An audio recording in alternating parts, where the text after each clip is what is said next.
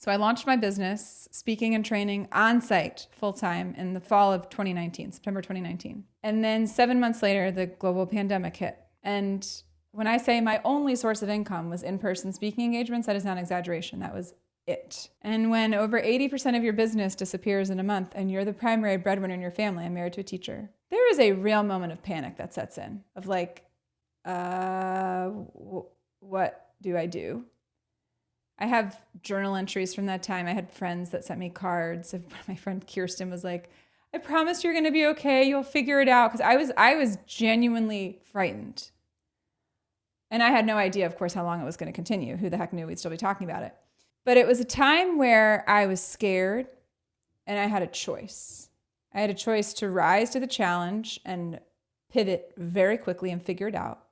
Or I had a choice to just throw in the towel and give up on it and just be consumed by how paralyzed I could have felt by this thing that felt like it suddenly came that I had literally no control over. I remember a client reached out to me, a client that I had worked with 3 years earlier. I only worked with them one time. I did one workshop 3 years prior. And they reached out to me on LinkedIn a couple of days into the pandemic. And they said, our people are struggling with their mental, emotional health. Do you do virtual training? And that was my door. And I said, I sure, like any good entrepreneur, I was like, I sure do. And they're like, let me figure out how to do virtual training. And and I worked with them and crafted a 3-part series. And we brought all their team together and we did it through Zoom. And I created a product out of that. And then I had clients that I'd worked with years before. This is the power of showing up consistently for people, especially online, right? Because I'm very active on LinkedIn and people had been following my work and saw me as a source of like inspiration and hope and uplift. And so people like, human resources associations that I had spoken at years earlier started to reach out to me. And they said, hey, we need to totally upend our plan for our programs for this spring. We need someone to just like basically make people feel better. Can you come in and speak at our April event? And so what started to happen, I started to get asked to do, and then I would I'd say, sure. And I spoke for free. I did webinars for free. I was just like free. I just need to show people, because my messaging was around building hope and resilience in the midst of uncertainty and how to effectively engage people in the midst of whatever was going on. And so I started to have people come to those events, and then they would ask me, hey, can we hire you to come speak at this thing for our company? And I say, you sure can. Yes. And so I started to build up momentum. And then, in May 3rd of 2020, so this is only 6 to 8 weeks after the lockdown started, maybe 6-7 weeks, I'm out running with my husband and I get hit by a pickup truck and I fracture my back. And I know, I'm always like, be careful what you talk about. Maybe like if you said your topic was abundance and not resilience, maybe you would just win the lottery or something. This legitimately happens. I get hit by a pickup truck. I fracture my back. I am in a lot of pain.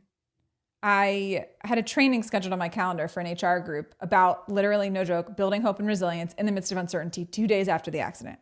And the best position for me to be in was standing because of where the fracture was. It was very uncomfortable to sit. So I was like, what am I going to do if I'm standing all day? I might as well like just take a bunch of Tylenol and do my work because at least it's a distraction from the pain.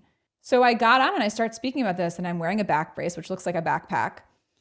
And this story starts standing out to people. As they're like, well, shoot, the pandemic sucks, but that really sucks. And then by the time we get to June and July, I'm like, ever felt like you got hit by a truck where you just feel like things just keep coming and people could relate to that. They're like, emotionally, that's what this year feels like, the dumpster fire, 2020 and 2021.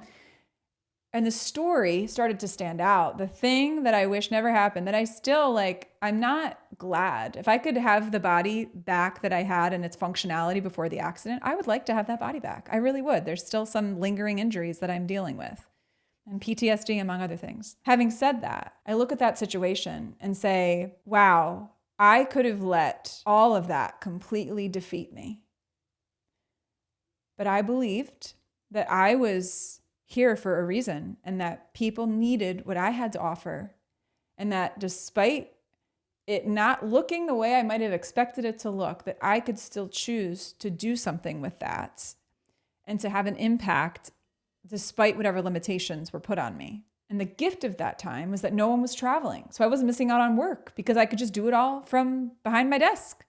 because I wouldn't have been able to travel for months because of the accident. I would not have been able to fly. I would not have been able to do all of that. And so it was almost like a gift that accident happened when it did, because it positioned me. And then now I've done over 300 virtual learning experiences in the past 2.5 years. And my business grew 50% year 1 to year 2, on track to grow. I'm ahead of pace from where I was last year, this year.